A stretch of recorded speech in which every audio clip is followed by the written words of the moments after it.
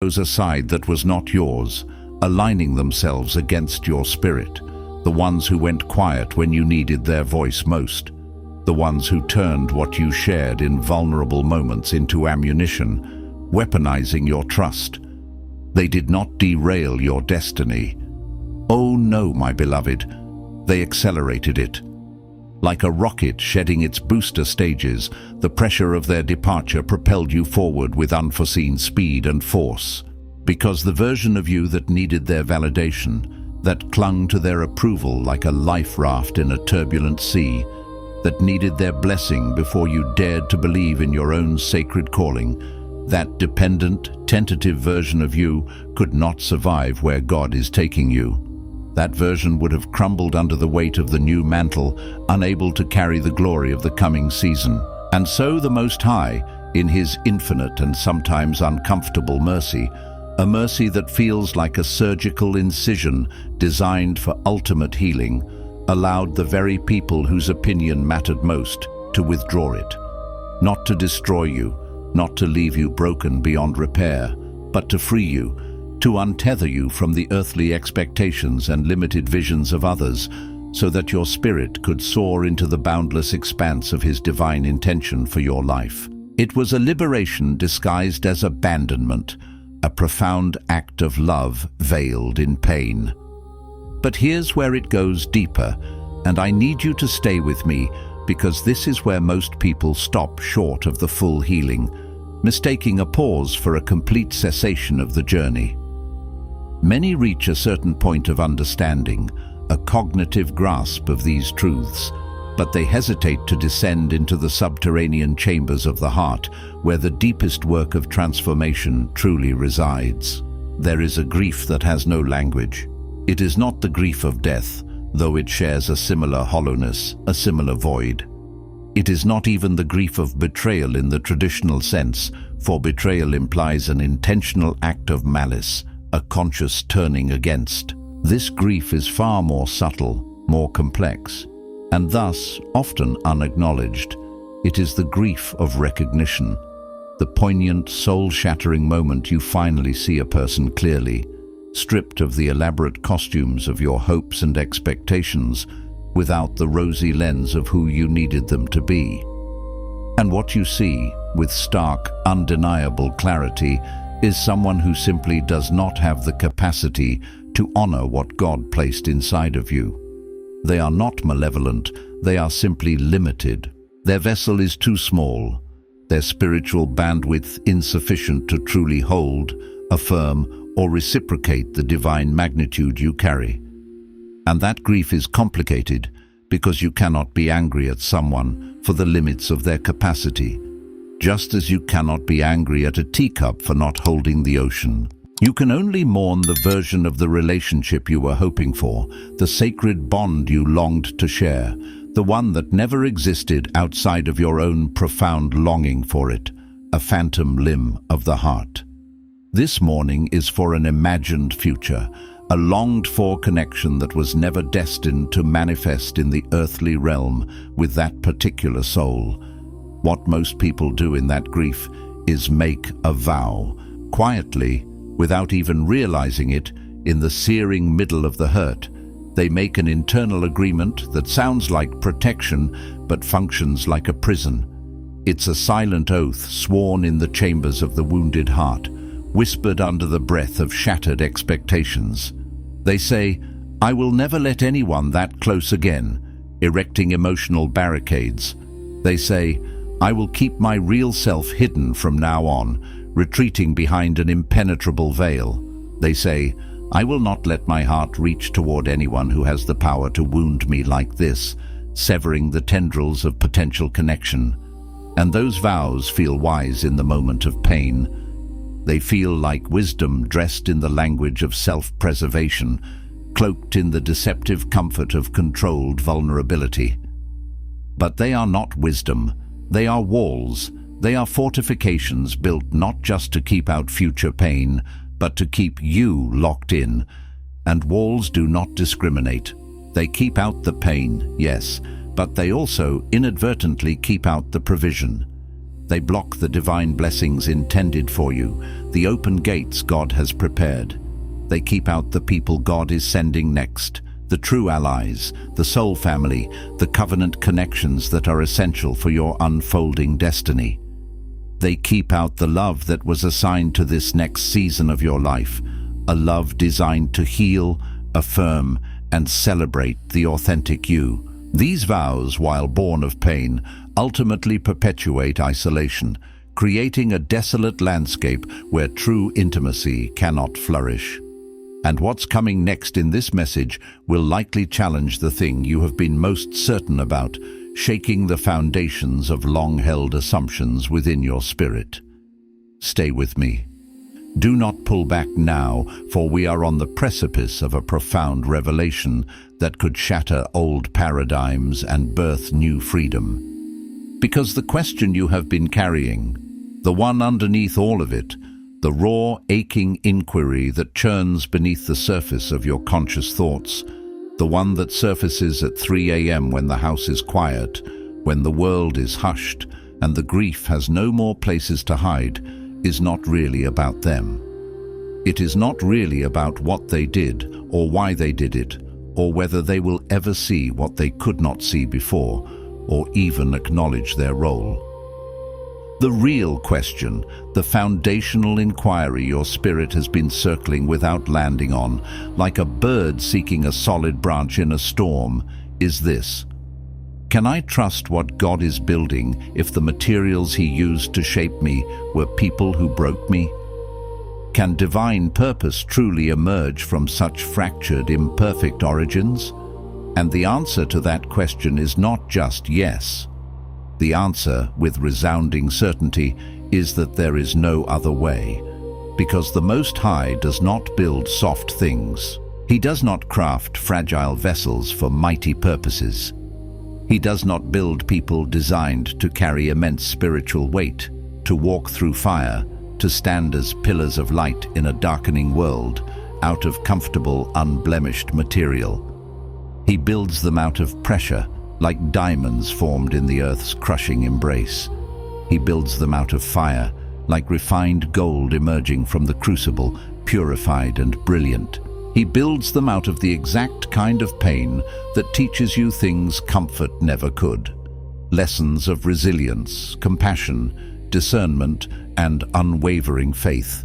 And so the hands that wounded you were also, unknowingly, the hands that worked the clay, pressing and shaping you into the form the master potter intended. They were the instruments of divine sculpting, however painful their touch. And the version of you that emerged from that breaking, the one that is watching this right now, the one that is leaning forward in their spirit because something in here is resonating with a truth too ancient to deny, that version was always the intended outcome. You were not a mistake. You were an intentional, sovereign creation. You were never the casualty. You were always the product. You were the masterpiece in the making, and every crack, every fissure, every scar became a line in the divine blueprint, tracing the path to your strength and beauty. Your journey through the breaking was not a deviation from the plan, but the very core of its unfolding, preparing you for a glory that only the broken can truly carry.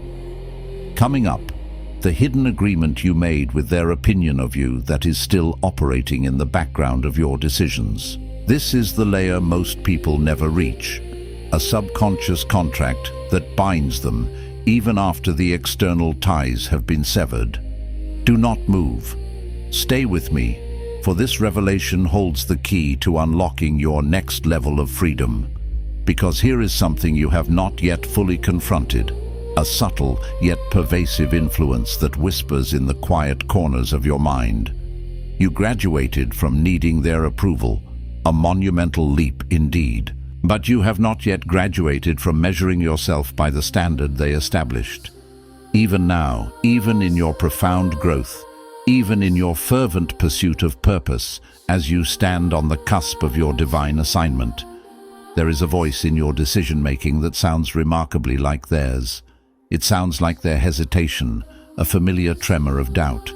It sounds like their doubt, that quiet skepticism that used to erode your confidence. It sounds like the way they looked at you when you dared to speak what you were believing for, and they smiled in a way that meant they did not believe you, their dismissive gaze subtly undermining your vision. And because that voice is so familiar, so deeply ingrained, because it has been present since childhood, in some cases, a constant companion in your inner dialogue, you have tragically mistaken it for your own internal compass.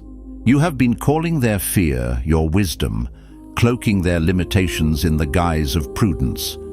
You have been calling their ceiling your reality, allowing their small vision to define the boundaries of your limitless potential. This internal echo is a phantom limb of their influence, still exerting power over your choices. This is where Elijah's story becomes vitally important. Not the triumphant Elijah on Mount Carmel, bathed in the fire of God, calling down divine power from heaven against the prophets of Baal. No, we are speaking of the Elijah under the juniper tree, exhausted, despairing, asking God to let him die. Because what broke Elijah was not the battle. He won the battle, a decisive, miraculous victory that silenced 450 prophets of Baal and astonished a nation. What broke him was the moment one person's voice, Jezebel's voice, became louder in his spirit than everything God had just demonstrated. One voice.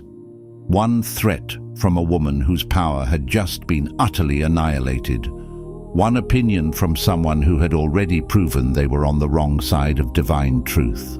And it was enough to send a mighty prophet of God, fresh from a breathtaking demonstration of power, running into the wilderness, begging to be relieved of his assignment, succumbing to the very fear he had just triumphed over. Not because Elijah was weak in spirit or lacking in faith, but because the enemy knew precisely which voice would reach the deepest, most vulnerable place inside of him, bypassing his armor and striking at the core of his human frailty.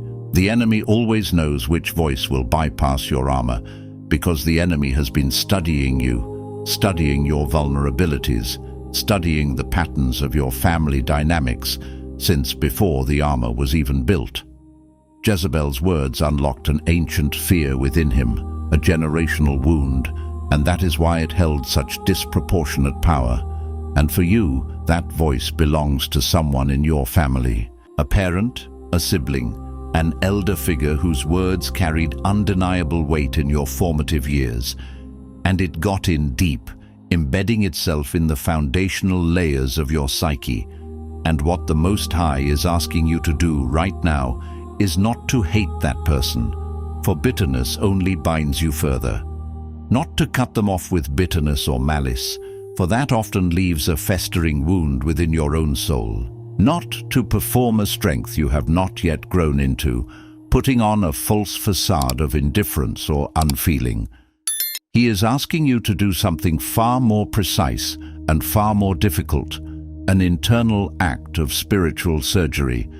He is asking you to evict their voice from the seat of authority it was never supposed to occupy inside of you, to dismantle the internal throne they unknowingly usurped in your heart and mind. This is not about external confrontation. It is about internal liberation. It's about dethroning an echo and reinstating the sovereign authority of your own spirit, guided by the Holy Spirit. Because here is the tension, and this is what I said would surprise you, and it does, every time. The real blockage in your next season is not the wound they gave you.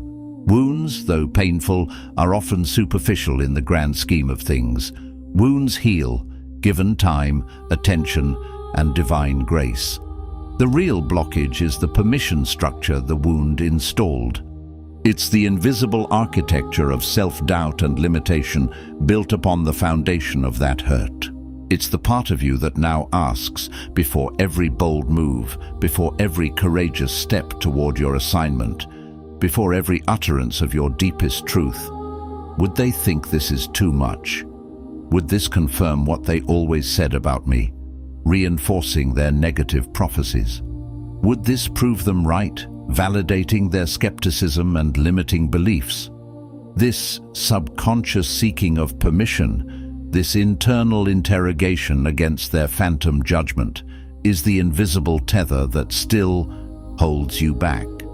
That permission structure is the chain, and it is invisible, woven into the very fabric of your thought patterns, which is why it is so insidious and so dangerous. It's not a visible shackle, but a psychological and spiritual handcuff that keeps you tethered to a past reality. Think of it this way. When Paul and Silas were in the prison in Philippi, unjustly incarcerated, bound in stocks, something miraculous occurred. An earthquake came, shaking the very foundations of their confinement. The chains fell off their wrists and ankles, clattering to the ground with the sound of liberation. The prison doors swung open, wide and inviting. But the text says they did not run. They stayed. And when the jailer woke up amidst the chaos and saw the doors open, he assumed they were gone. His prisoners escaped.